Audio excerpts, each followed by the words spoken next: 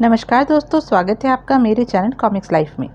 शुरू करते हैं सुरेंद्र मोहन पाठक जी द्वारा लिखा गया विमल सीरीज का एक और मज़ेदार उपन्यास 6 सिर वाला रावण पार्ट 2। शुक्रवार 10 मार्च, काठमांडू, मुंबई। हमेशा की तरह ठीक 9 बजे देवाल बैंक में अपनी ऑफिस टेबल पर मौजूद था। उसकी पिछली रात बहुत टेंशन में गुजरी थी। तकरीबन रात वो जागता रहा था और सोचता रहा था कि उसकी बीवी, उसकी बेटी इसाबेल को लेकर उसके बारे में क्या सोच रही होंगी। महामाया उसे एक दो बार अपने इर्द गिर्द विचरती तो दिखाई दी थी। सुकन्या ने तो पिता के सामने पढ़ने से भी पूरा परहेज रखा था, जो कि अपने आप में इस बात का सबूत था कि इसाबेल की बकवास पर उसे पूरा यकीन था। टेलीफोन का बजर बजा। उसने रिसीवर उठाकर कान से लगाया। मुंबई से ट्रंक कॉल है, सुहासिनी ने बताया। कल भी आई थी, लेकिन आप ऑफिस में नहीं थे। कौन है? देवाल बोला। कोई क्लाइंट ही मालूम होता है, बात कराओ। कुछ क्षण बाद उसे एक मर्दानी आवाज़ सुनाई दी। हेलो, मिस्टर देवाल बोल रहा हूँ, देवाल बोला। जो कि बैंक के प्रेसिडेंट हैं? हाँ, मेरा आपके बैंक में नंबर्ड अकाउंट है। अच्छा, अकाउंट खोलने के लिए मेरा एक सहयोगी मेरी पावर ऑफ अटर्नी लेकर आपके पास पहुँचा था सोमवार को। उसका नाम दशरथ किलेकर था। देवाल तत्काल समझ गया कि फोन पर उससे बात करता शख्स व्यास शंकर गजरे था।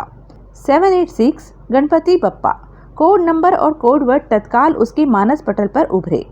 मैं अकाउंट की बाबत एक खास हिदायत जारी करना चाहता हूँ, गजरे बोला। आप सुन रहे हैं? जी हाँ, नंबर बोलिए। 123 और कोड वर्ड परम पिता। देवाल के माथे पर बल पड़े।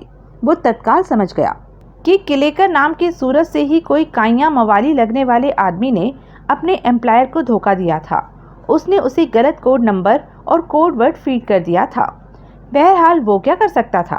अपने बैंक की पॉलिसी के तौर पर उसने तो तटस्थ ही रहना था, उस अपने को कालिया का भाई बताने वाले शख्स के लिए भी और फ़ोन पर बात करते शख्स के लिए भी। मैं माफ़ी चाहता हूँ जनाब, वो फ़ोन में बोला, लेकिन मैं आपकी कोई बात नहीं समझ पा रहा हूँ। क्यों नहीं समझ पा रहे हो? क्योंकि आप वाले कोड नंबर का, आप वाले कोड वर्ड का कोई अकाउंट यहाँ मेरे बैंक में नहीं है। ये कैसे हो सकता है? ये तो आपको खुद को मालूम होना चाहिए कि कैसे हो सकता है। मैं तो आपको इतना बता सकता हूँ कि परम पिता वाला 123 मेरे बैंक में अकाउंट होल्डर नहीं है। लेकिन गुड्डे सर, उसने संबंध विच्छेद कर दिया और सुहासिनी को बजर दिया। यस सर, वो बोली। इन साहब का फिर फ़ोन आए तो मेरे से बात नहीं करानी है। बोलना मैं बैंक में नहीं हूँ। Right sir. उसने रिसीवर वापस क्रेडल पर रख दिया। हमारी पहली स्टेज तो फेल हो गई, इरफान बोला। अब क्या किया जाए? जाहिर है कि दूसरी स्टेज पर अमल किया जाए, विमल बोला। यानी कि उसकी खुद की खबर ली जाए?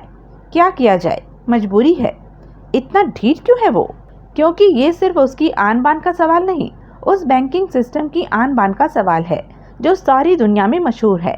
ऐसे बैंकर दबाव के नीचे आकर टूटने लगे तो सारी दुनिया का स्विस बैंकिंग सिस्टम पर से एतबार खत्म हो जाएगा। बाप, तू तो ऐसे बोलता है जैसे तेरे को पहले से मालूम है कि हम कामयाब नहीं होने वाले। मैं ऐसे नहीं बोलता, लेकिन ये भी एक संभावना है जिसे मैं खारिज नहीं कर सकता।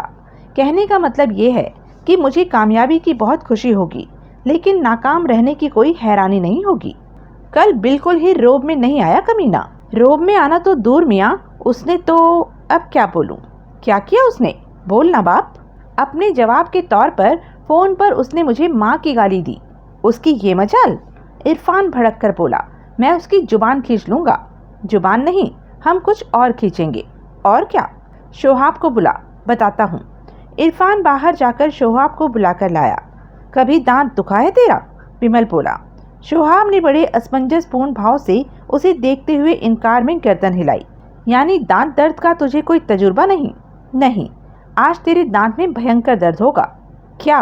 कैसे? तेरे दांत में भयंकर दर्द होगा और इरफान तुझे कांति पथ लेकर जाएगा, जहां महाश्वेता मार्केट की पहली मंजिल पर सुग्रीव गौतम नाम के डेंटल सर्जन का क्लिनिक है। मैंने मालूम किया है कि उसकी खूबसूरत बीवी भी डेंटिस्ट है और उसके साथ ही प्रैक्टिस करती है। तुम क्लिनिक में पहुंचोगे तो वहां बीवी ही तुम्हें रिसीव करेगी। बीवी का नाम निवेदिता गौतम है।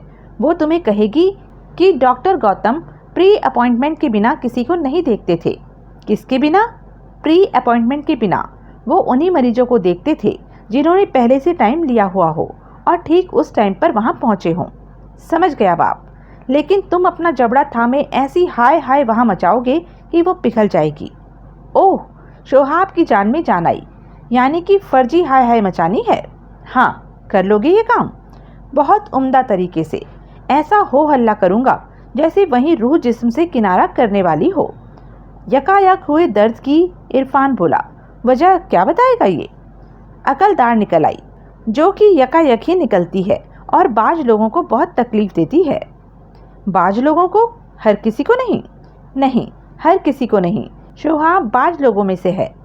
डॉक्टरनी पिघल जाएगी। शोहाब बोला, फिर क्या होगा? वो तेरे को अंदर लेकर जाएगी।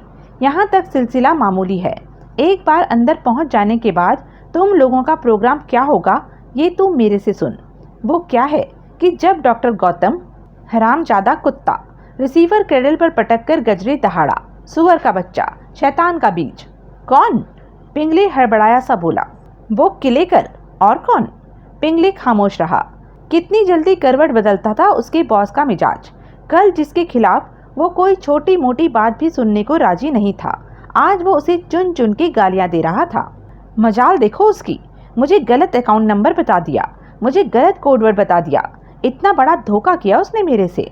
गजरे को डबल क्रॉस करने की मजाल हुई उसकी। गोद में बैठ के दाढ़ी मोड़ दी कमीने ने। पिंगले का जी चाहा कि वो उसे याद दिलाए कि उसके कल किलेकर की बाबत क्या उद्गार थे, लेकिन उसकी ऐसा करने की हिम्मत न हुई। इतना बड़ा धोखा, इसलिए हरामी का पिल्ला अपना पासपोर्ट साथ लेकर गया। वो पासपोर्ट एकदम असली है गजरे साहब। पासपोर्ट ऑफिस में उसके सीरियल नंबर की एंट्री है और पावती पर किलेकर के साइन है। ज़रूर होंगे। कमीना यहीं से फैसला करके गया मालूम होता है कि उसने लौटकर नहीं आना था। उसने तो गुल्लक कब जानी थी और किसी नामालूम जगह के लिए खिसक जाना था। काठमांडू से आगे कहीं चुपचाप खिसक जाना आसान भी था, इसलिए कुत्ते ने अपनी बीवी बच्चे पहले ही कहीं भेज दिए। तौबा, दुश्मन कहीं ढूंढने जाने पड़ते हैं। दुश्मन तो पीठ में खंजर भोंकने को तैयार घर में घुसे बैठे होते हैं। 100 करोड़ रुपया हाथ से निकल गया। शायद न निकला हो गजरे साहब, पिंगले धीरे से बोला। क्या बोलता है? शायद अभी उसका दाव न लगा हो सकता है बैंक से रुपया नक्की करने से पहले ही वो सोहल के हाथ लग गया हो, तो माल सोहल हजम कर गया होगा। मेरे लिए तो एक ही बात हुई। शायद न हजम कर पाया हो, शायद वो किलेकर की जुबान न खुलवा पाया हो। गजरे कुछ क्षण सोचता रहा और फिर बोला, यानी कि अभी उम्मीद है? मुझे तो लगती है। देखिए, सोमवार को अकाउंट का कोड सिर्फ 2 जनों को मालूम था, कालिया को और किलेकर को। कालिया सोमवार को ही मारा गया, लेकिन किलेकर उसके 3 दिन बाद मरा, जबकि किसी तरीके से वो सोहल की हत्या चढ़ गया। किलेकर का सोमवार के बाद भी इतने दिन तक वहां उपलब्ध होना ही ये साबित करने के लिए काफ़ी है कि किसी न किसी वजह से पैसा हड़पने के मामले में उसका फौरन दाव नहीं लगा था। बॉस, किलेकर की मौत तक अगर पैसा सेफ था तो वो अभी भी सेफ ही होना चाहिए। सेफ, लेकिन मेरी पहुंच से परे। कमीने ने जानबूझकर मुझे गलत नंबर बताया, गलत कोड बताया। गजरे साहब, मेरी अकल ये कहती है कि आप उस रकम के दावेदार अभी भी हो सकते हैं। कैसे? गजरे आशापूर्ण स्वर में बोला। असल में तो अकाउंट होल्डर आप हैं, ना कि किलेकर। किलेकर का तो ये रोल था कि वो आपकी पावर ऑफ अटर्नी लेकर काठमांडू गया था, क्योंकि आप हवाई जहाज का सफ़र नहीं करना चाहते थे। उस पावर ऑफ अटर्नी में आपका नाम दर्ज है और वो बैंक के रिकॉर्ड में है। मुझे पूरा यकीन है कि इतना रसूख वाला बैंक इस हकीकत से नहीं मुकरेगा। कहने का मतलब ये है कि किलेकर की मौत तक अगर पैसा वहाँ सेफ था तो अब भी सेफ है और आप उस पर अपना अधिकार जता सकते हैं। आपको इस लाइन पर उस बैंकर से दोबारा बात करनी चाहिए। तो ठीक कहता है। फिर फ़ोन लगा उस देवाल के बच्चे को। ठीक 1:30 बजे डॉक्टर गौतम के डेंटल क्लिनिक का प्रवेश द्वार खुला और 2 आदमियों ने भीतर कदम रखा। एक आदमी बाएं हाथ से अपना बायां जबड़ा थामे हौले हौले करा रहा था और दूसरा उसकी बांह थामे था। निवेदिता ने अपने पति के चैम्बर से बाहर कदम रखा। यस, वो बोली। यह आदमी बहुत तकलीफ में है मोहतरमा। इरफान शोहाब की तरफ इशारा करता हुआ बोला। 1 घंटे से दाढ़ की दर्द की वजह से नर्क का नज़ारा कर रहा है। इसी ज़रा डॉक्टर साहब को आपकी अपॉइंटमेंट है? वो शब्द इरफान विमल से ताज़ा ताज़ा सीख के आया था, इसलिए असमंजस में उसकी भवें न उठी। नहीं, हम तो इंडिया से आए हुए टूरिस्ट हैं, आपके मुल्क में परदेसी हैं। हम तो डॉक्टर साहब को जानते तक नहीं थे, लेकिन हमारे होटल के फ्लोर मैनेजर का हमारी बाबत यहाँ फ़ोन ज़रूर आया होगा। यहाँ कोई फ़ोन नहीं आया। आपकी लाइन बिज़ी होगी मोहतरमा, आ जाएगा। लाइन खाली है। उस वक्त बिज़ी होगी जबकि मैनेजर ने फ़ोन ट्राई किया था। मेरा दोस्त बहुत तकलीफ़ में है, आप खुद ही देख सकती हैं कि दर्द से बेचारे की मरने जैसी हालत हो रही है। शोहाब ने एकाएक यूं जोर की कराह भरी जैसे इरफान के कथ्य को सत्यापित कर रहा हो। मुझे अफसोस है, निवेदिता बोली, लेकिन डॉक्टर साहब का आज का शेड्यूल फुल है। मैं आपको किसी और डेंटिस्ट का पता बता देती हूँ। नहीं नहीं, इरफान बोला, किसी और से काम नहीं चलेगा। होटल वालों ने हमें बताया था कि डॉक्टर गौतम यहाँ के टॉप के दांतों के डॉक्टर थे। ये जान चुकने के बाद अब हम किसी और के पास नहीं जा सकते। लेकिन मोहतरमा, हम आपके मुल्क में आपके मेहमान हैं, इसी नाते हमारा कोई लिहाज कीजिए। शोहाब फिर कराहा, ठीक है, आप अभी यहीं बैठिए। डॉक्टर गौतम इस वक्त पेशेंट के साथ बहुत बिजी हैं। मैं कोशिश करूंगी कि वो बिटवीन अपॉइंटमेंट्स आपके लिए 1 आध मिनट का वक्त निकाल सकें। बैठ जाइए। शुक्रिया। दोनों 2 कुर्सियों पर अगल बगल बैठ गए। निवेदिता वहां से चली गई। तत्काल तब तक खांकते कराहते शोहाब के चेहरे पर धूर्तता के भाव आए। बढ़िया बनी हुई है, वो बोला।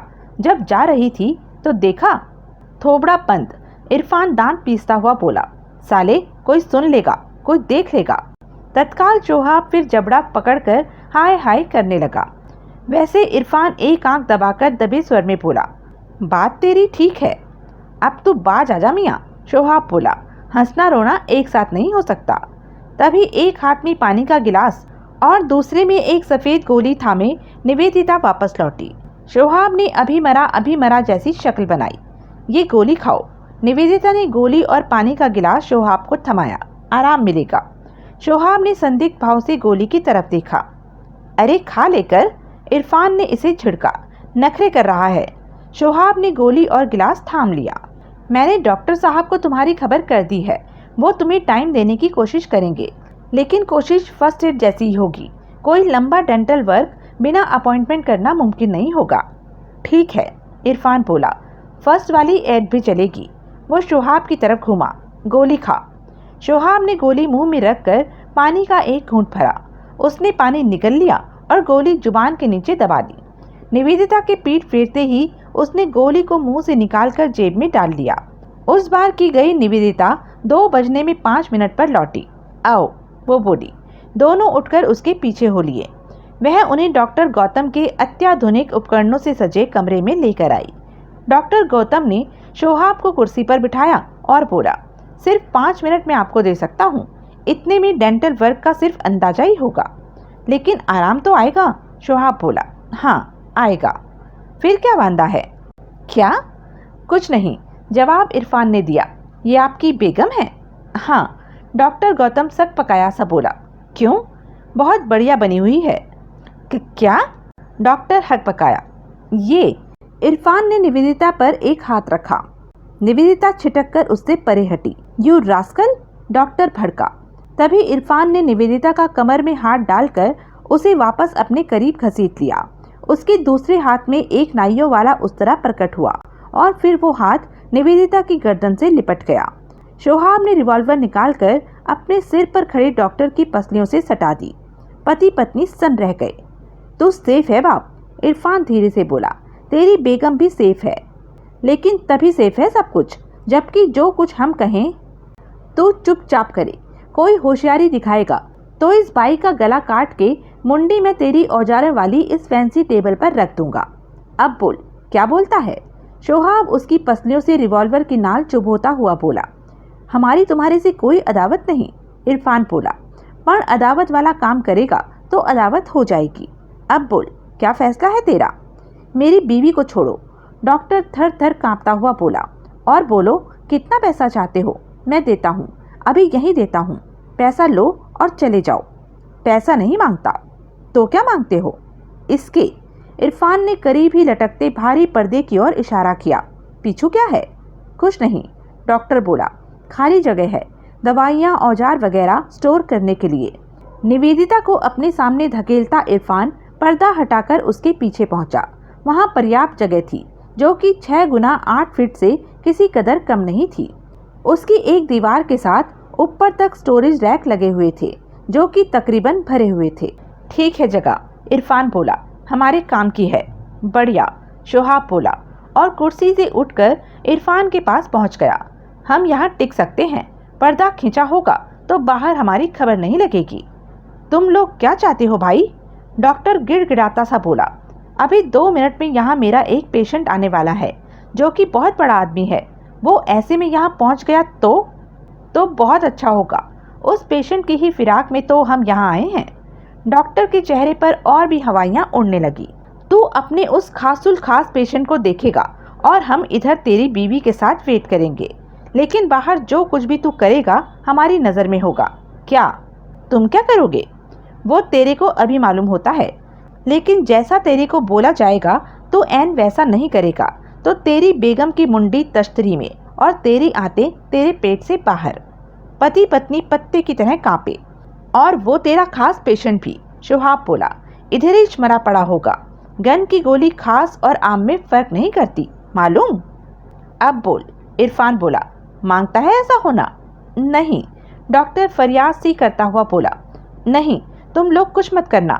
नहीं करेंगे तो हामी भर कि कहना मानेगा। मानूंगा। बोलो क्या करना होगा? इरफान ने जल्दी जल्दी बताया। नहीं चलेगा। इरफान के खामोश होते ही डॉक्टर तीव्र विरोधपूर्ण स्वर में बोला। वो बहुत सयाना आदमी है, वो आते ही भाप जाएगा कि तेरे को चलाने का है। इरफान क्रूर स्वर में बोला। वरना? उसने निवेदिता की गर्दन उमेठी। निवेदिता के मुंह से घुटी सी चीख निकली। अच्छा, डॉक्टर हाँफता हुआ बोला। अच्छा। पिंगले ने कई बार देवाल का फ़ोन मिलाया। हर बार तत्काल नंबर मिला, लेकिन हर बार यही जवाब मिला कि देवाल साहब उपलब्ध नहीं थे। कमीना जानबूझकर बात नहीं कर रहा होगा। गजरे अपनी बैंड की आवाज़ में भुनभुनाया। लगता है मुझे काठमांडू जाना ही पड़ेगा। पिंगले की भवें उठी। और कोई तरीका नहीं। इस उम्मीद के साथ काठमांडू जाना पड़ेगा कि पैसा सेफ है। वो न हमारे दगाबाज ओहदेदार किलेकर के हाथ लगा है और न सोहल के हाथ लगा है। पैसा सेफ होगा। काठमांडू जाकर ही इस बात की तस्दीक की कोई सूरत निकाली जा सकती है कि किलेकर जिंदा है या मर गया। तभी सोहल की वहाँ मौजूदगी की भी तस्दीक होगी। वो वहाँ हुआ तो मार गिराएंगे साले को। इस लिहाज से तो काफ़ी आदमी लेके जाना पड़ेगा। हाँ, काफ़ी आदमी भी और डोंगरे को भी। मेरे पीछे यहाँ की सारी जिम्मेदारी तेरे सिर होगी पिंगले। यानी कि मैं आपका काठमांडू जाना निश्चित समझूं? हाँ, तो आखिरकार हवाई जहाज़ पर सवार होंगे आप? क्या करूं, मजबूरी है। सड़क के रास्ते तो काठमांडू पहुंचने में 3 दिन लग जाएंगे। अंजर पंजर ढीले होंगे सो अलग। तभी बजर बजा। गजरे के इशारे पर पिंगले ने फ़ोन उठाया। उसने एक क्षण फ़ोन सुना और फिर माउथ पीस पर हाथ रखता हुआ बोला। इंदौरी है लाइन पर। इंदौरी? कुर्सी पर ढेर हुआ पड़ा गजरे सीधा हुआ। कहाँ से बोल रहा है कमीना? दिल्ली से। दिल्ली से? क्या बकता है? वहाँ कैसे पहुँच गया ये? मैं पूछता हूँ। हाँ पूछ। नहीं, मुझे दे फ़ोन। पिंगले ने रिसीवर उसे थमा दिया। कहाँ मर गया था? रिसीवर हाथ में आते ही बिना कोई औपचारिक बात किए गजरे माउथ पीस में दहाड़ा। काठमांडू से क्यों खिसक गया एकाएक? किसने इजाज़त दी तुझे ऐसा करने की? दिल्ली कैसे पहुँच गया? बोलता क्यों नहीं कमीने? बाकी आदमी कहाँ हैं? इतने सवालों की बौछार से हक बकाया इंदौरी केवल आखिरी सवाल का जवाब दे पाया। मेरे साथ हैं। तेरे साथ कहाँ? दिल्ली में। वहाँ कैसे पहुँच गए? किलेकर साहब लेके आया। क्या? किलेकर तुम 4 जनों को काठमांडू से दिल्ली लेके गया? ऐसी छुआ बाप? कब? मंगलवार को। क्यों? क्योंकि आपका ऐसा हुक्म था। मेरा? कौन बोला? किलेकर साहब। क्या बोला वो?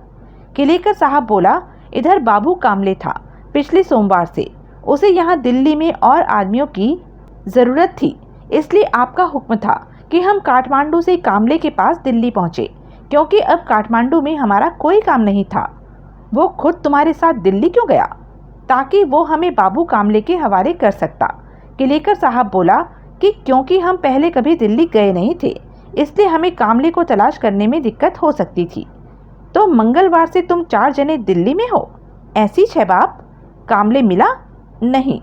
क्यों? किलेकर साहब मिलवाया नहीं। वो तो मंगलवार को हमें इधर पहाड़गंज के आकाश होटल में छोड़कर गया। हमें इधर अगले ऑर्डर का इंतजार करने को बोलकर गया और आज शुक्रवार हो गया बाप, न लौट के आया, न फोन किया, न कोई खबर भिजवाई। किलेकर तुम लोगों को अपना दिल्ली का कोई पता नहीं बोला? नहीं बाप। पूछा होता? चानस ही नहीं लगा बाप। वो तो फोन करके आता हूँ बोल के गया और आज चौथा दिन है कि लौट के ही नहीं आया। लेकिन है तो वो दिल्ली में ही। मालूम नहीं बाप, साथ इधर आया। अब किधर है कैसे मालूम होगा? वो तुम लोगों को साफ ऐसा बोला कि गजरी साहब का हुक्म था कि तुम लोगों ने कामले के पास दिल्ली पहुंचना था। ऐसी है बाप। हम तो आपका ऑर्डर माना, इधर में भी और उधर काठमांडू में भी। काठमांडू में भी? वहाँ क्या ऑर्डर माना? वहाँ कालिया करके जो भीड़ू था उसको खल्लास किया ना? तुम लोगों ने किया ऐसा? आपके ऑर्डर पर बाप। किलेकर साहब बोला गजरी साहब उस भीड़ू को खल्लास होना मांगता था। हम किया। किया क्या तुम लोगों ने? उसको, कालिया को, उसके होटल से उठाया और रात को काठमांडू से 30 मील बाहर ले जाकर गोली मारकर लाश को पहाड़ से इतनी गहरी खाई में फेंका कि वहां से अक्खी लाइव लाश बरामद नहीं होगी। ओह, तो ये भी किलेकर बोला था कि कालिया की लाश बरामद न हो। आपका ऑर्डर हमको आगे बोला ना बाप। परदेश में तुझे ऐसी जगह कैसे सूझी जहां से कि लाश बरामद नहीं होने वाली थी? मेरी को नहीं सूझी बाप। किलेकर साहब ही बताया कि काठमांडू से बाहर राजपथ पर बीरगंज की ओर कोई 30 मील के फासले पर ऐसी जगह थी। ओह, तो ऐसी जगह भी किलेकर ने ही ढूंढ कर रखी हुई थी। बरोबर साहब। मुझे नहीं मालूम था। गजरी दांत किटकिटाता हुआ बोला कि इतना पहुंचा हुआ था अपना किलेकर। क्या बोला बाप? कुछ नहीं। कालिया उधर अकेला था? किधर बाप? अरे काठमांडू में। सोमवार सुबह बैंक में वो अकेला पहुंचा था? नहीं बाप, 3 भीड़ू थे उसके साथ, तीनों नेपाली। एक तो कोई बड़ा बाप मालूम होता था, बाकी 2 प्यादे थे। उनके नाम बोल। नाम तो मालूम नहीं। वो लोग कालिया के होटल में उसकी रखवाली नहीं कर रहे थे? कर रहे थे बाप, पर मैं बहुत ट्रिक से उसे उधर से उठाया। कैसे? ट्रिक से, तदबीर से। ओह, ट्रिक से। ऐसीश तो बोला बाप। अब इधर फोन कैसे किया? बाप, हम 4 आदमी 4 दिन से इधर हाथ पर हाथ रख कर बैठेला है।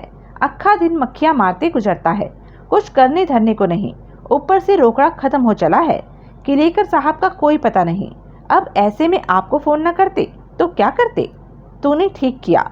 पैसा अभी 2 घंटे के अंदर अंदर तेरे होटल में तेरे पास पहुंच जाएगा। शुक्रिया बाप। पर आगे के लिए क्या ऑर्डर है? हमारे को इधर दिल्ली में ही वेट करने का है या मुंबई पहुंचने का है? दोनों ही काम नहीं करने हैं। तुम लोगों ने फौरन वापस काठमांडू पहुंचना है और वहां मेरा इंतजार करना है। कल मैं वहां पहुंच रहा हूं। आप खुद? हाँ। बढ़िया बाप। हम चारों आपको एयरपोर्ट पर, चारों नहीं गधे, कोई एक जना, बाकी के 3 जने वहां और काम करना। और काम कौन सा? खबर लगी है कि सोहल उधर है। तुम लोगों ने वहां उसे तलाश करने की कोशिश करनी है, समझ गया? बरोबर। कोई और बात? नक्को। अब फोन रख। इकबाल सिंह को खलास करने पर हासिल हुई शाबाशी के बाद अब कालिया को भी खल्लास किया होने की शाबाशी के तलबगार इंदौरी ने तत्काल संबंध विच्छेद किया। हरामजादा, गजरे बोला। कुत्ता। इंदौरी? पिंगले हड़बड़ाया। अरे इंदौरी नहीं, वो शैतान की औलाद किलेकर। मेरी दिली ख्वाहिश है कि वो सही सलामत इस दुनिया में मौजूद हो, ताकि मैं अपने हाथों से उसका गला घोंट कर अपना कलेजा ठंडा कर सकूं। कैसा आस्तीन का सांप निकला वो। शुरू से ही सब फिट किए बैठा था। मेरे हुक्म का हवाला देकर मेरे ही आदमियों से कालिया का कत्ल करवा दिया और आदमियों को दिल्ली ले जाकर ठंडे बस्ते में डाल दिया।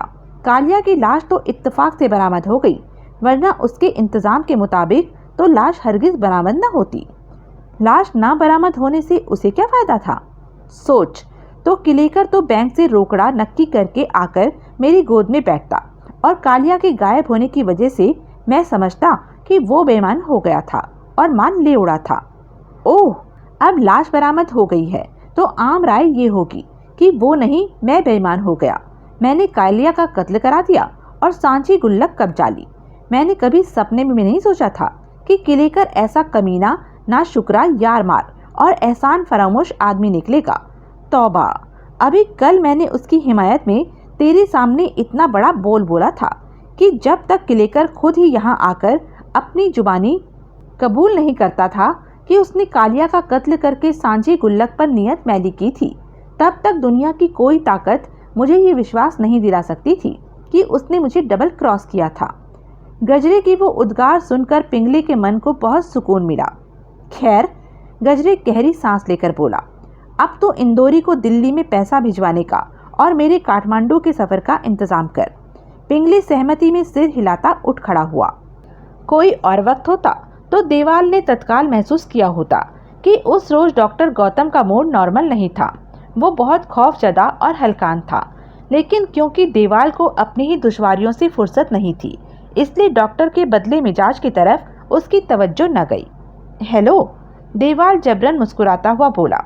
डॉक्टर ने गर्दन हिलाकर हेलो का जवाब दिया और देवाल को कुर्सी पर विराजने के लिए कहा।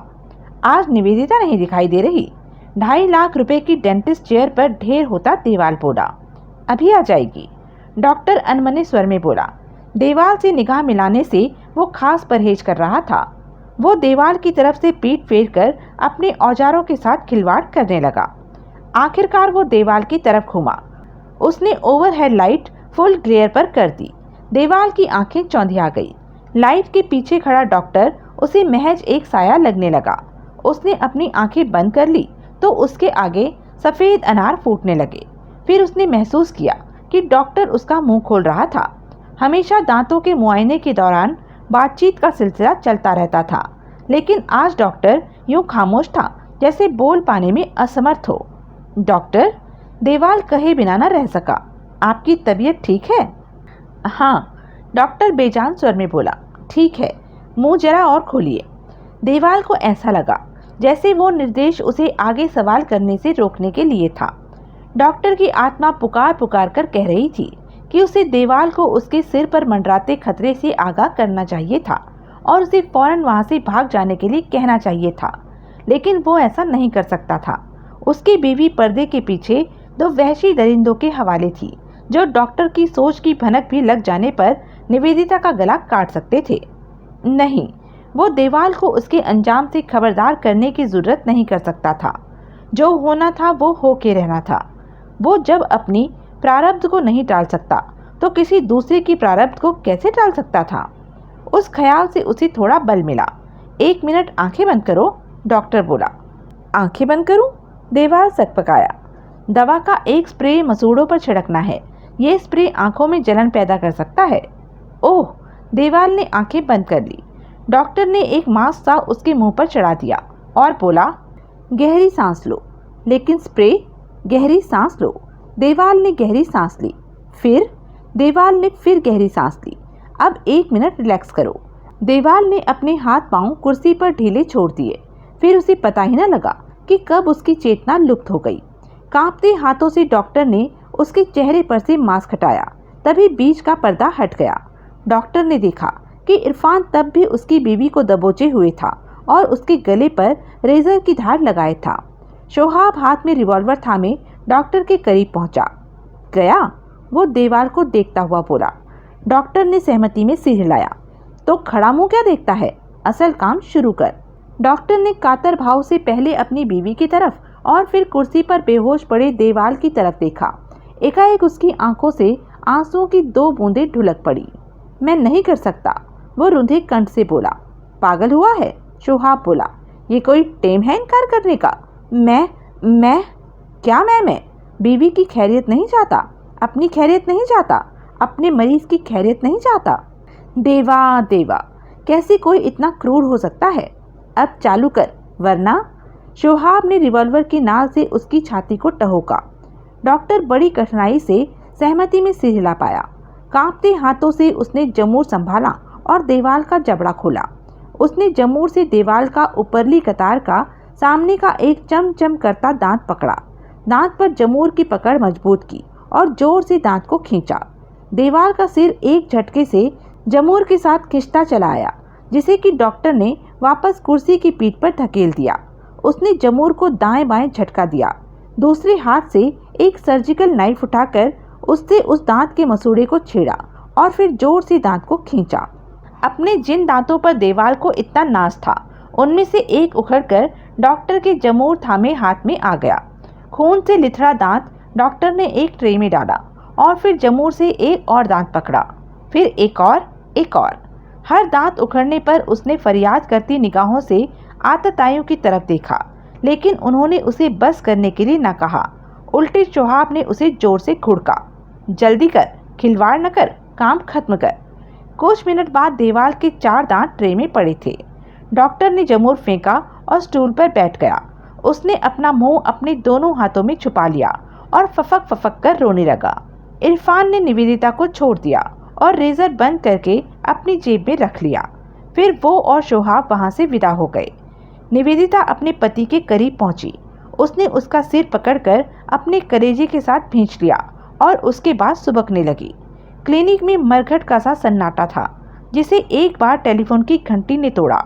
घंटी कुछ क्षण बजती रहने के बाद खामोश हो गई। देवाल के जिस्म में हरकत हुई। पति पत्नी संभले। देवाल ने अपनी आंखें खोली। उसका हाथ स्वयं में भी उसके मुंह पर जाकर पड़ा। उसने हाथ वहां से हटाया तो पाया कि उंगलियां खून से लथपथ थी। वो भौचक्का सा खून को देखने लगा। फिर उसकी निगाह स्टूल पर बैठे डॉक्टर पर और उसके करीब खड़ी निवेदिता पर पड़ी। दोनों की सूरतों पर ऐसे भाव थे जैसे वो दोनों एकाएक पथरा गए हों। कांपता लड़खड़ाता बार बार अपनी खून से सनी उंगलियों को देखता देवाल कुर्सी से उठा और एक कोने में लगे वॉश बेसिन की ओर बढ़ा। वॉश बेसिन के ऊपर एक शीशा लगा हुआ था। उसने उसमें अपनी सूरत देखी तो उसके मुंह से चीख निकल गई। उसका मुंह खून से लिथड़ा हुआ था और होठों की दोनों कोरों से खून की बूंदें टपक टपक कर उसके कोट और कमीज के कॉलर पर गिर रही थी। उसका दिल धाड़ धाड़ उसकी पसलियों के साथ बजने लगा। बहुत हिम्मत करके उसने अपना मुंह खोला तो सामने के दांतों की जगह उसे खून से लिथड़े मसूड़े दिखाई दिए। अपनी चमचम बत्तीसी में उसे 4 खून आलूदा सुराख दिखाई दिए। देवा, वो थर थर कांपता हुआ बोला, देवा। टेलीफोन की घंटी बजी। मशीनी अंदाज से निवेदिता ने रिसीवर उठाया, फोन सुना और फिर रिसीवर देवाल की तरफ बढ़ा दिया। देवाल ने रिसीवर थाम कर कान से लगाया। दूसरी तरफ से आती आवाज उसने साफ पहचानी। कौन? फिर भी उसने पूछा। वही ढीठ और बेशर्म शख्स जिसे कल आपने माँ की गाली दी थी। क्या चाहते हो? वही जो कल चाहता था। मेरी दूसरी वार्निंग आपको मिल चुकी है। अब बोलिए, क्या फैसला है आपका? मेरे पास एक और है। क्या? तुम्हारे लिए माँ की गाली। ठीक है, आपका जवाब वसूल पाया। अब आगे देखिए क्या होता है। लाइन कट गई। देवाल ने सिंक में खून थूका, फोन वापस निवेदिता को थमाया और शिकायत भरी आंखों से डॉक्टर की तरफ देखा। डॉक्टर ने सिर न उठाया। डॉक्टर गौतम, देवाल बोला। मैं मजबूर था। डॉक्टर बिना सिर उठाए बोला। जो कुछ हुआ वो मेरे से जबरन कराया गया।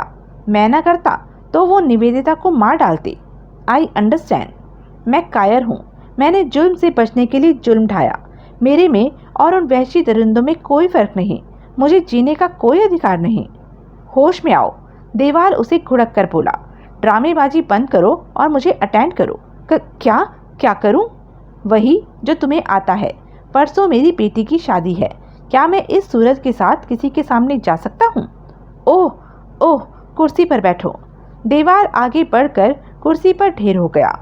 ऐसा कुछ कर दो, वो बोला, कि मैं मेहमानों को मुंह दिखा सकूं। डॉक्टर ने सहमति में सिर हिलाया और फिर अपनी पत्नी से बोला, आज की बाकी सारी अपॉइंटमेंट कैंसिल कर दो। पत्नी ने सहमति में सिर हिलाया और वहां से बाहर चली गई। डॉक्टर अपने काम में जुट गया। विमल ने रिसीवर क्रेडल पर पटका और असहाय भाव से गर्दन हिलाई। नहीं सुनता, वो बोला, फिर गाली देता है। यानी कि अब तीसरी स्टेज पर काम करना होगा, इरफान बोला। यानी कि अब उसके बैंक की, उसके कुनबे की खैर नहीं। विमल ने बड़ी दृढ़ता से इनकार में सिर हिलाया। क्या मतलब बाप? इरफान बोला। हम उस पर पहले ही बहुत जुल्म ढा चुके हैं। बहुत जाति की हमने उस बेगुनाह आदमी के साथ। मेरी आत्मा पहले ही अपराध बोध से करा रही है। कैसा आदमी है तू बाप? ऐसे पिल पिलाएगा तो मतलब कैसे हल होगा? जहन्नुम में गया मतलब? अरे रकम कैसे हाथ आएगी? जहन्नुम में गई रकम।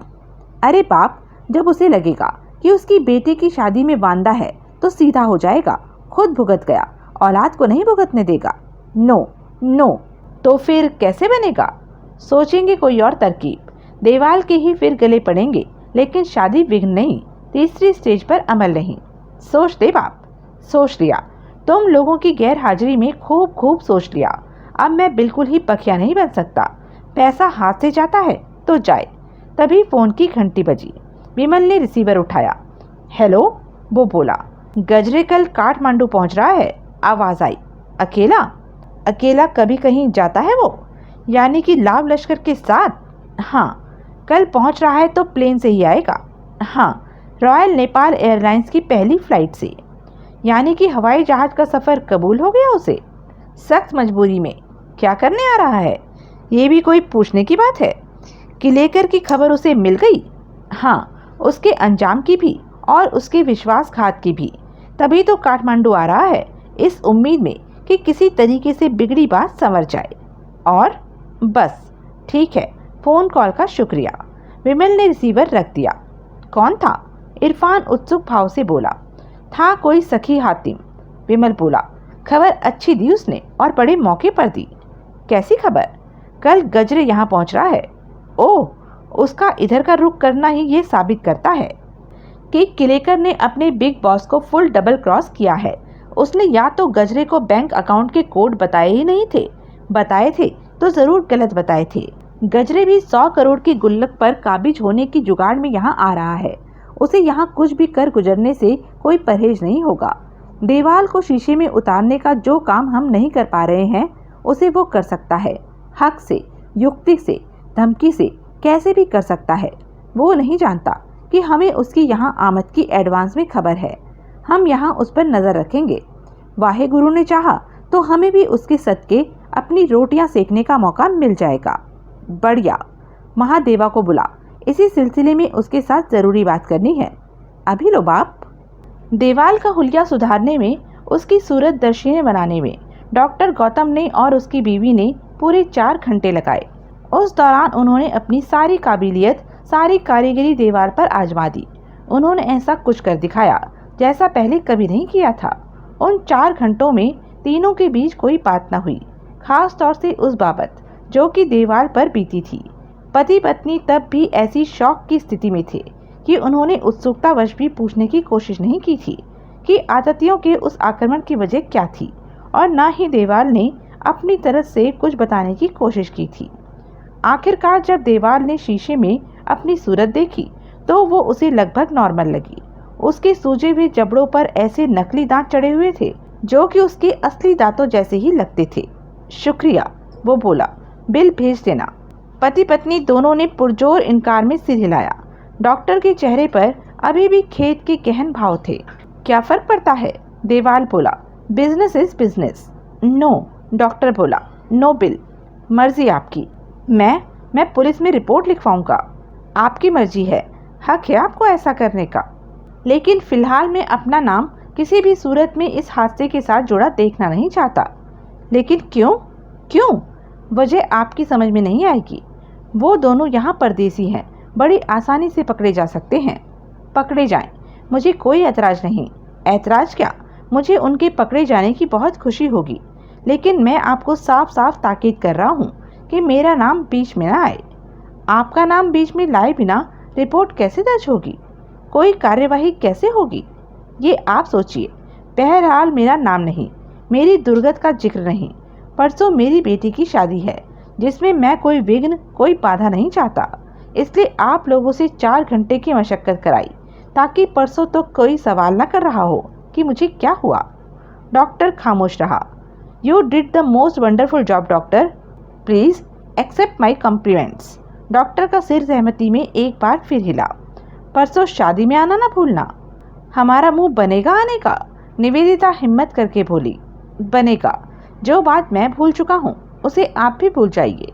निवेदिता ने अपने पति की ओर देखा। मिस्टर देवाल, डॉक्टर कातर भाव से बोला। Yes, whatever happen, I know, I understand, forget everything, see you on Sunday. No, yes, तो मैं जाता हूँ। डॉक्टर ने उसे आइंदा इस्तेमाल के लिए कई गोलियां डिसइंफेक्टेंट और हीलिंग पाउडर देकर भेजा।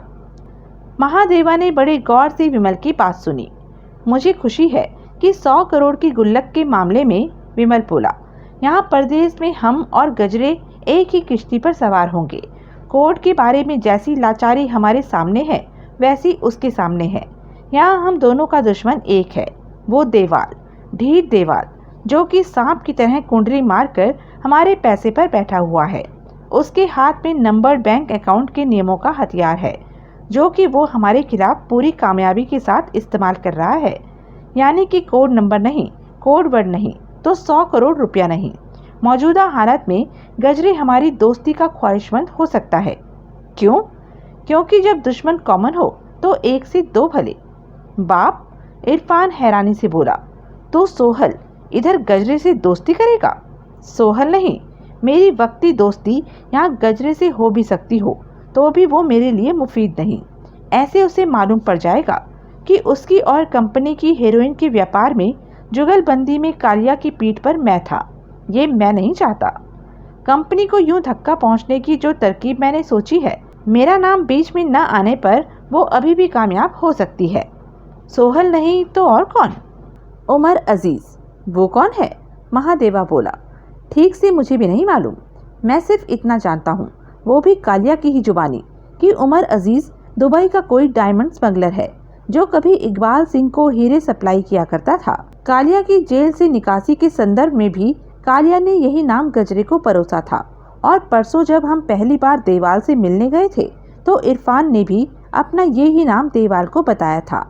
कहने का मतलब ये है कि गजरे के यहाँ आने पर उसे सहज ही मुतमईन किया जा सकता है कि कालिया की मौत के बाद जो शख्स गुल्लक कब्जाने की फिराक में है वो कालिया का पुराना मोहसिन उमर अजीज है।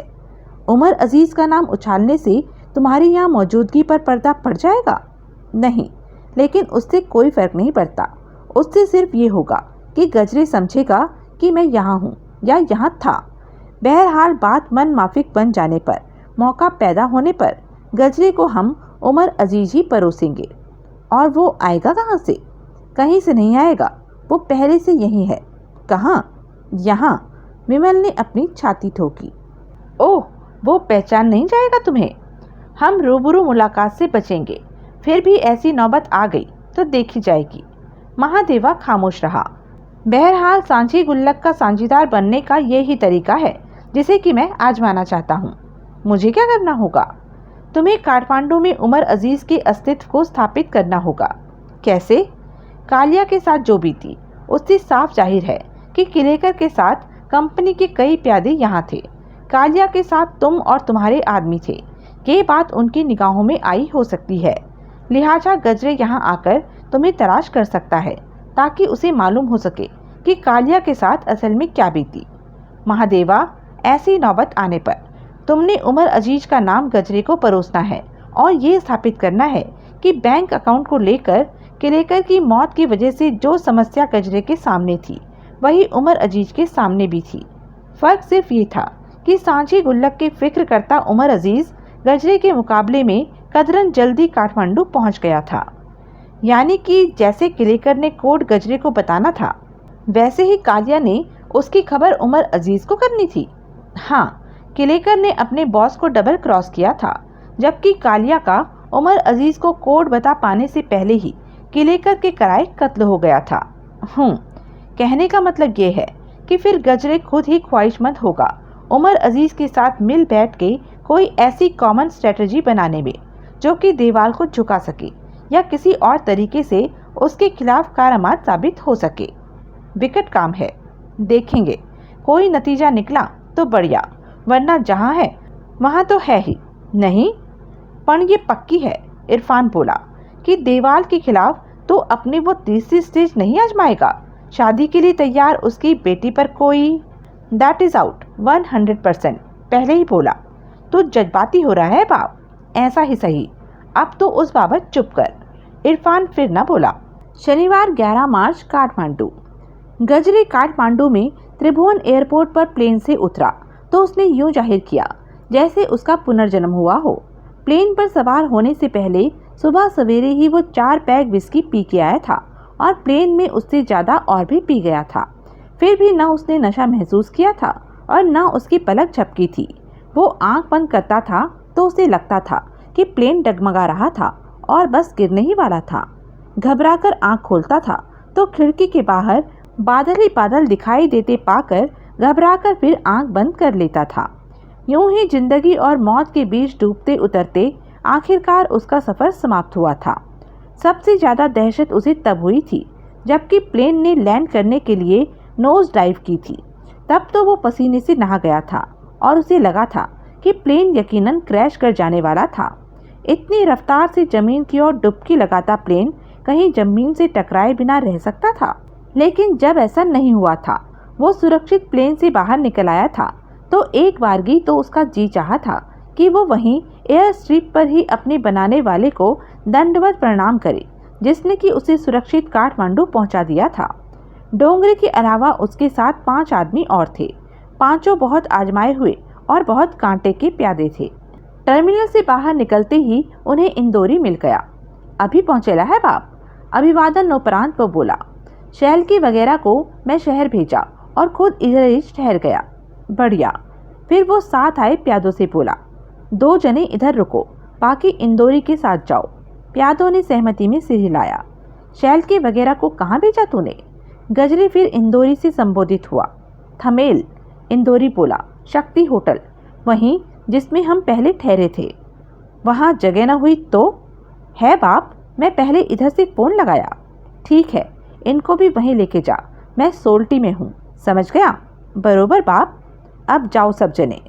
3 प्यादों के साथ इंदौरी वहाँ से रुखसत हो गया। वो खुश था कि अब उसके ऑर्डर के अंडर 3 नहीं 6 प्यादे थे। पिंगले ने फोन पर गजरे डोंगरे से बोला, सोल्टी में मेरे लिए स्वीट बुक कराया था और एयरपोर्ट पर गाड़ी भेजने को बोला था, जाके पता कर। डोंगरे सहमति में सिर हिलाता बाहर को चल दिया। होटल की मर्सिडीज बाहर मौजूद थी।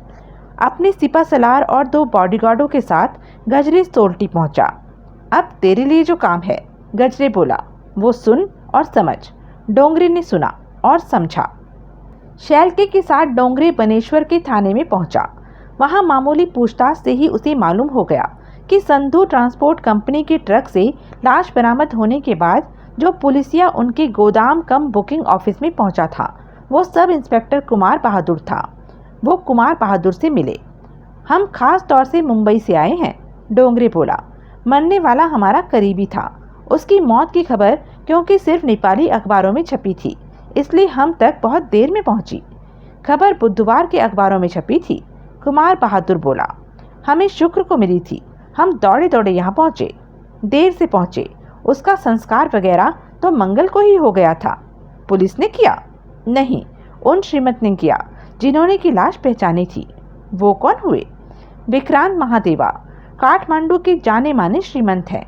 उन्होंने लाश कैसे पहचानी? बताता हूँ।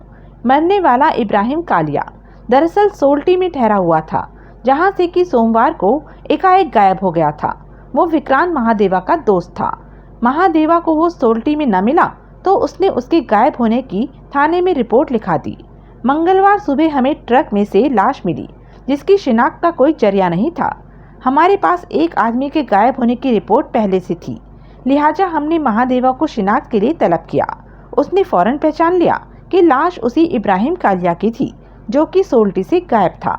ओह, फिर महादेवा ने ही इच्छा व्यक्त की कि क्योंकि कालिया काठमांडू में अजनबी था, उसे महादेवा के अलावा वहाँ कोई नहीं जानता था, इसलिए पुलिस कार्यवाही के बाद लाश उसे सौंप दी जाए ताकि वो तरीके से उसका अंतिम संस्कार करा सके। ये तो अच्छा किया महादेवा साहब ने, वरना लाश को लावारिस जानकर उसे पुलिस ही नक्की करती। क्या करती?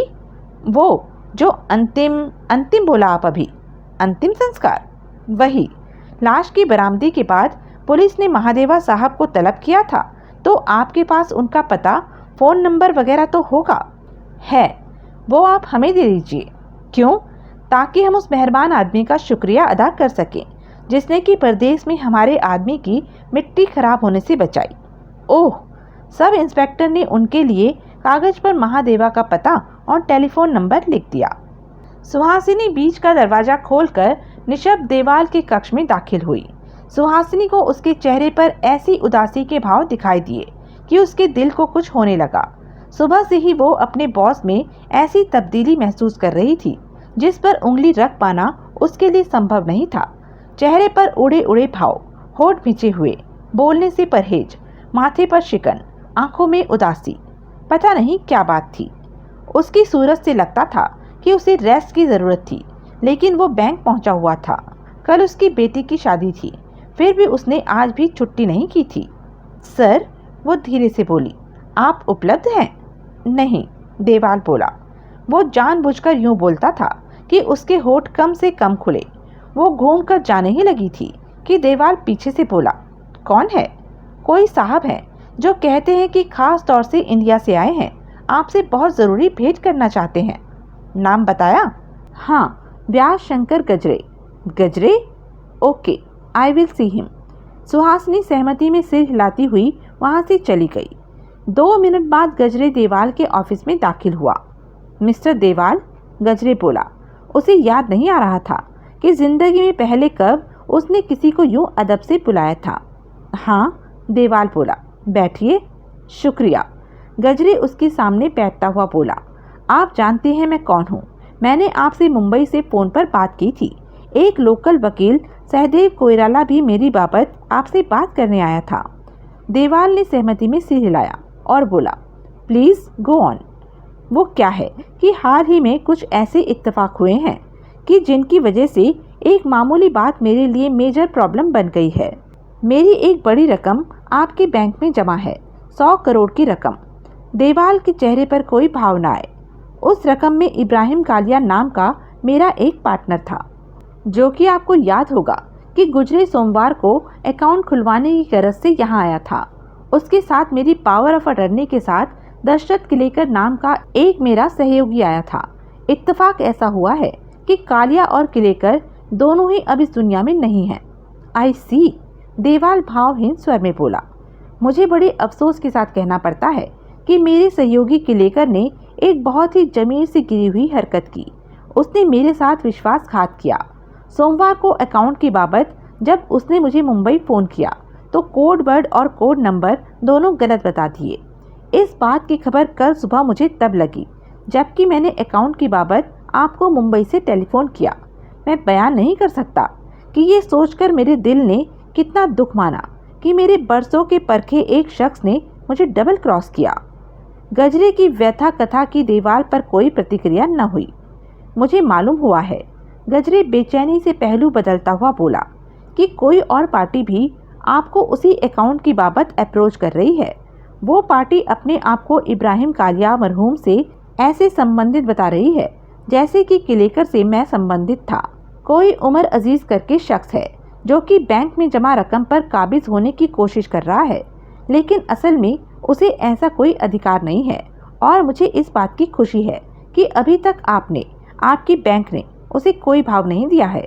आप उसे किसी खातिर में लाए होते तो मेरी दुश्वारियां दोबाला हो जाती, क्योंकि मेरे अपने अकाउंट का मेरे पास सही कोड वर्ड नहीं है, सही कोड नंबर नहीं है, क्योंकि मैं जानता हूँ कि मेरे अकाउंट में आपके बैंक में जमा मेरी रकम सेफ है। मेरी पावर ऑफ अटर्नी आपके पास है, जिसकी वजह से आप बखूबी जानते हैं कि मैं कौन हूँ और क्यों मैं और सिर्फ मैं उस रकम का हकदार हूँ। ये बात फ़ोन पर करने लायक नहीं थी, इसलिए मैं खास मुंबई से चलकर यहाँ आया हूँ और बिना किसी गवाह के, बिना किसी भोंपू के आपके सामने बैठा हुआ हूँ। गजरे ने दीवार की तरफ देखा तो उसने उसे अपने सिर से ऊपर कहीं शून्य में देखते हुए पाया। गजरे ने एक आंसी भरी, फिर बेचैनी से पहलू बदला और बोला, आपकी सेक्रेटरी से मुझे मालूम हुआ है कि कल आपकी बेटी की शादी है, जिसकी वजह से आपको टाइम का तोड़ा है। मैं भी आपका ज़्यादा वक्त न लेते हुए अब आपसे प्रार्थना करता हूँ कि आप वो अकाउंट बंद कर दें और अपने रूटीन हैंडलिंग चार्जेस काट कर बाकी की सारी रकम मुंबई में वहीं वापस ट्रांसफ़र कर दें जहाँ की रकम जमा कराई गई थी। देवाल ने तत्काल कोई जवाब न दिया। उसने यूं गजरे की तरफ देखा जैसे तब पहली बार उसे उसकी वहाँ मौजूदगी का एहसास हुआ हो। फिर एकाएक वो उठ खड़ा हुआ, जो कि इस बात की ओर स्पष्ट संकेत था कि मीटिंग समाप्त हुई। मुझे बड़े अफसोस के साथ कहना पड़ता है श्रीमंत कि मुझे नहीं मालूम कि आप किस अकाउंट की बात कर रहे हैं, किस रकम की बात कर रहे हैं।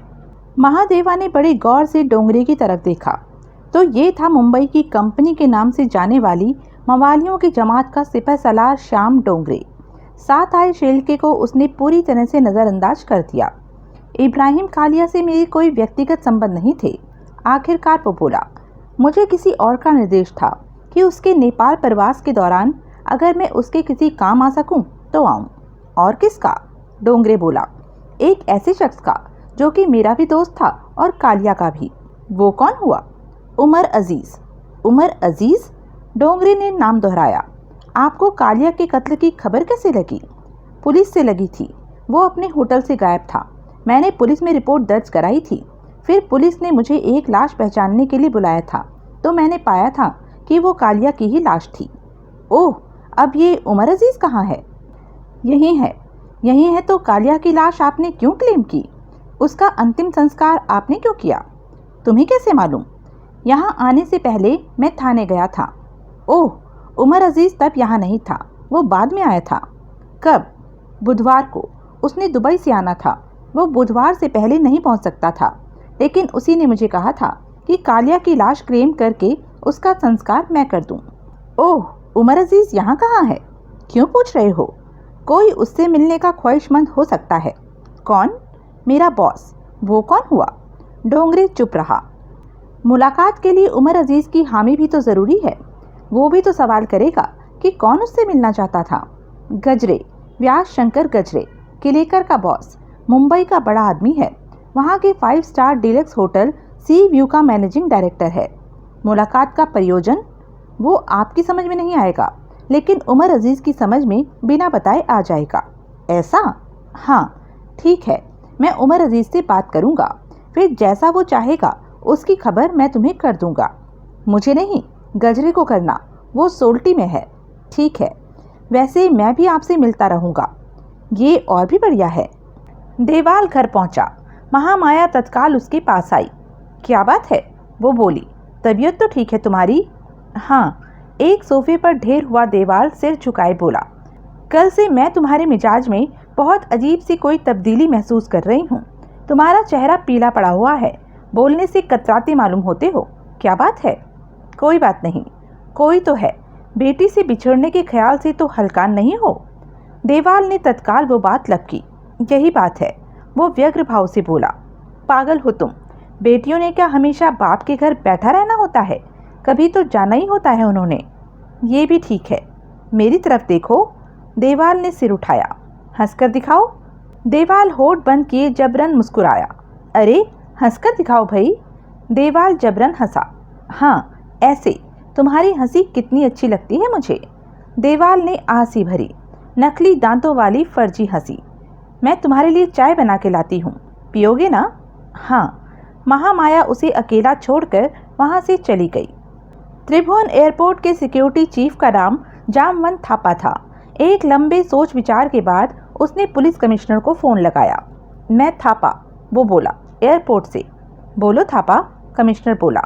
मैं सुबह से ही सुधेड़बुन में था कि आपको फ़ोन करूं या ना करूं। कोई खास बात? हो भी सकती है, नहीं भी हो सकती। क्या बात है? मैं बुधवार से नोट कर रहा हूं कि कुछ संदिग्ध किस्म के लोगों के पांव काठमांडू में पड़ रहे हैं। अच्छा? जी हाँ, आज तो हद ही हो गई है। आज अपने 6 आदमियों के साथ एक ऐसा आदमी यहाँ पहुँचा है जो कि भारत का बहुत बड़ा अंडरवर्ल्ड डॉन माना जाता है। मैं तो उसकी बाबत कुछ नहीं जानता, लेकिन मेरे सिक्योरिटी स्टाफ का एक आदमी उसे बखूबी जानता पहचानता था। वो उसका नाम व्यास शंकर गजरे बताता है, जो कि आधी दर्जन गार्डों के बिना कहीं आता जाता नहीं। उससे पहले दिल्ली की फ्लाइट से 4 आदमी इकट्ठे यहाँ पहुँचे थे, जो कि मुझे वैसे ही खतरनाक गुंडे लगे थे जैसे कि गजरे के साथ थे। आई सी। मुझे अंदेशा है कि हमारी राजधानी किसी Mumbai style underworld gang war का केंद्र न बन जाए, इसलिए आपको फ़ोन लगाया। तुमने बहुत अच्छा किया। मैं अभी इंस्पेक्टर भंडारी को इन लोगों की पड़ताल पर लगाता हूँ। भंडारी को विदेशियों से, खास तौर हिंदुस्तानियों और भूटानियों से निपटने का बहुत तजुर्बा है। गुड। डोंगरे गजरे के पास पहुँचा। बाप, वो बोला, उसकी लड़की उठवा लेना मुमकिन नहीं। क्यों? गजरे आंखें निकालता बोला, उसके घर पर सिक्योरिटी का इतना तगड़ा इंतजाम है कि हम 10 की जगह 100 भी होते तो उससे पार न पा पाते। ओह, देवाल भी बैंक से अपनी कोठी पर 4 सशस्त्र पहाड़ जैसे विशाल सिख बॉडीगार्डों के साथ गया था। बाप, हम परदेश में जाने दे। मुझे मालूम है कि परदेश की मजबूरियां। अब बोल, उमर अजीज़ की क्या खबर है? मैंने यहाँ के तमाम बड़े होटलों से उनकी बाबत पूछताछ की थी। इस नाम का कोई शख्स कहीं नहीं ठहरा हुआ। वो किसी और नाम से कहीं ठहरा हुआ होगा, या वो किसी होटल में होगा ही नहीं। वो महादेवा जैसे अपने किसी लोकल फ्रेंड के साथ ठहरा होगा। उसी के साथ नहीं ठहरा हुआ, ये मैंने पक्की किया है। मीटिंग का क्या हुआ? महादेवा कहता है कि मीटिंग उमर अजीज़ की मर्जी से होगी, न कि आपकी मर्जी से। अच्छा, ऐसा बोला वो? वैसे उसने कहा है कि वो 7 बजे कोई पक्का जवाब देगा। 7 बजे? गजरे ने अपनी कलाई घड़ी पर निगाह डाली तो पाया कि अभी 5 भी नहीं बजे थे। ठीक है, 7 बजे। विमल के निर्देश पर जानबूझकर काफ़ी टाल मटोल करने के बाद महादेवा ने कहा कि उमर अजीज़ रात 8 बजे बागमती नदी के तट पर गजरे से मिलने को तैयार था। ये भी निर्धारित हो गया कि दोनों में से कोई भी अपने साथ एक सहायक और 2 से अधिक बॉडीगार्ड लेकर नहीं आएगा। विमल ने बागमती का किनारा और रात का वक्त खास तौर से इसलिए चुना था ताकि गजरे उसकी सूरत ठीक से न देख सके। उमर अजीज बनने के लिए उसने अपने चेहरे पर फुल दाढ़ी, आंखों पर गोल शीशे वाला काला चश्मा, बाएं गाल पर आंख के नीचे मस्सा और सिर पर गंजा विग लगाया।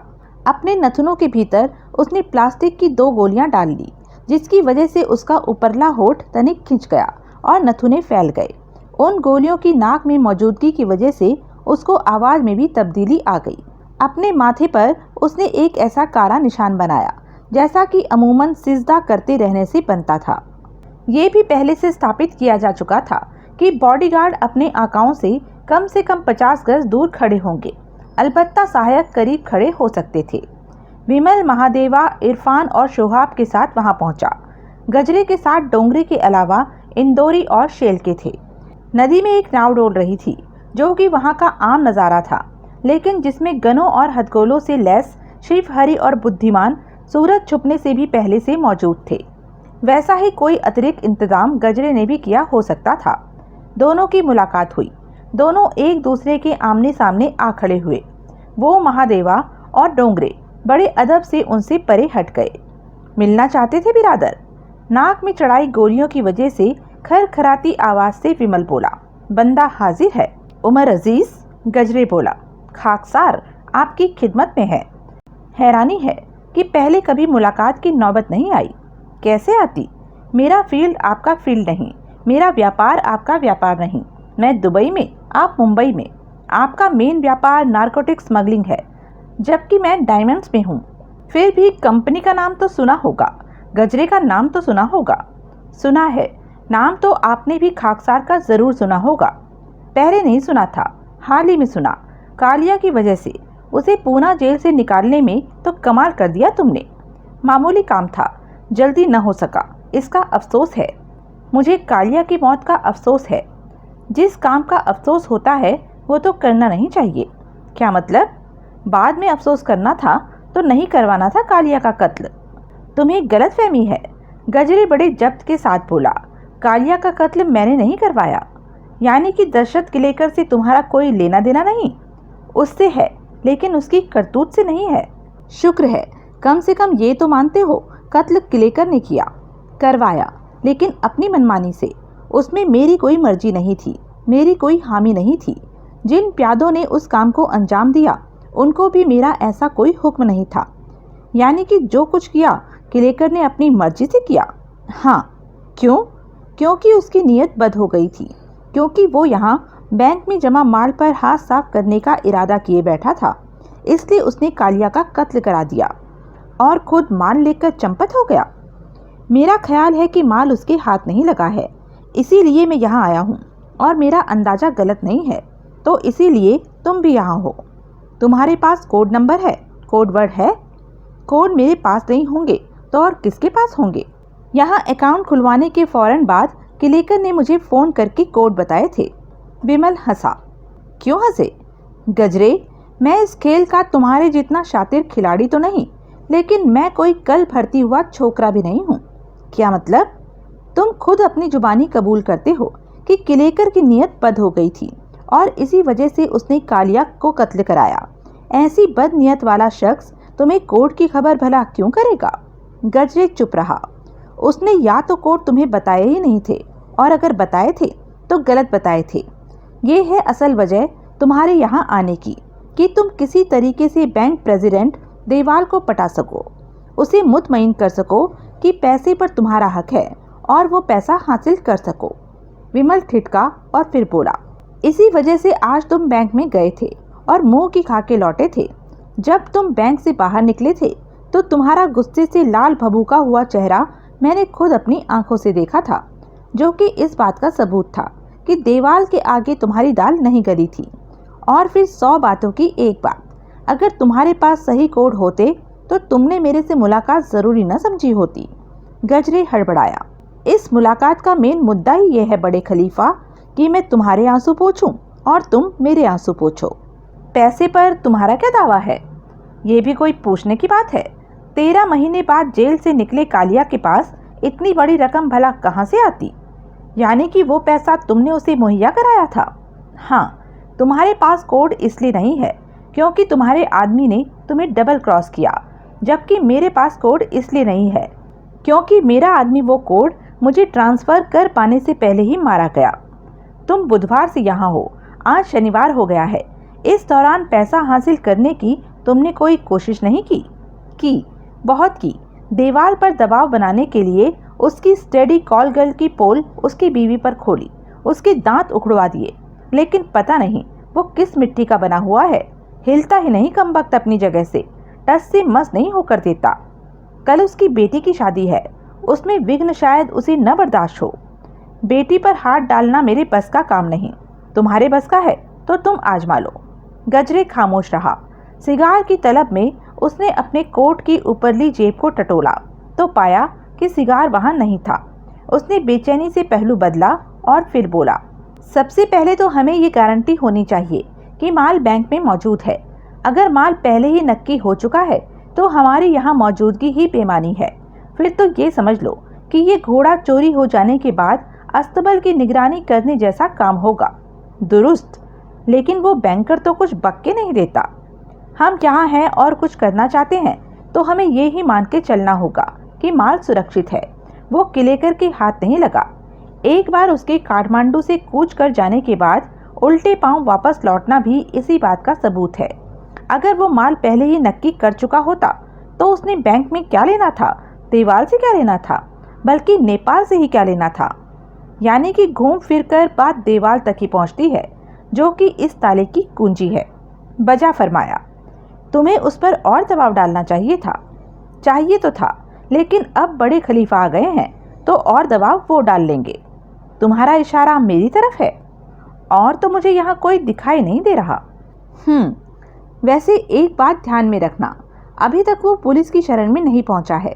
क्यों नहीं पहुँचा है ये मुझे नहीं मालूम, लेकिन आगे वो ऐसा कर सकता है और दबाव से वो पुलिस के पास जा सकता है। वो हमें गिरफ्तार करा सकता है, मुल्क बदर तो यकीनन करा सकता है। फिर तो हमें उसी को थामना चाहिए। क्या मतलब? वो छोटे मोटे इशारे समझता तो उसे कोई लंबा सबक देने के लिए हमें उसे उठवा लेना चाहिए और फिर इत्मीनान से उसकी ऐसी खिदमत करनी चाहिए कि वो हमारा पैसा हमें लौटाने को मजबूर हो जाए। वो बहुत ढीठ आदमी है। ढीठ आदमी है तो टाल मटोल ज़्यादा कर लेगा। उसकी जुबान खुलवाने में हमें जरा ज़्यादा वक्त लग जाएगा, तो भी क्या वांदा है। एक बार वो हमारे कब्जे में आ जाए फिर वक्त का हमें क्या तोड़ा होगा। उसकी जुबान खुलवाना, उसकी जिद तोड़ना, हफ्ते 10 दिन का भी प्रोजेक्ट बन जाए तो क्या वांदा है। वांदा तो है। क्या? वो यहाँ का बहुत मुअज्जिज आदमी है। उसके गायब होने की खबर यहाँ तगड़ी हलचल मचा सकती है। तब बात पुलिस तक पहुँच के रहेगी। फिर सारे मुल्क की पुलिस हमारे पीछे होगी। हमारे पीछे क्यों? क्योंकि हम यहाँ अजनबी हैं, क्योंकि हमारे यहाँ आने के बाद ही देवाल का अगवा हुआ होगा। हम पुलिस की बड़ी स्पेशल तफ्तीश का मुद्दा बन सकते हैं। ऐसा तो नहीं होना चाहिए। गजरे बड़बड़ाया। अगवा की जिम्मेदारी तुम लो तो उसके गायब होने की बात पुलिस तक न पहुँचे, इसका इंतज़ाम मैं कर सकता हूँ। कैसे? कैसे कर सकते हो? मैं ये स्थापित कर सकता हूँ कि देवाल कुछ अरसे के लिए तफरी करने कहीं चला गया था।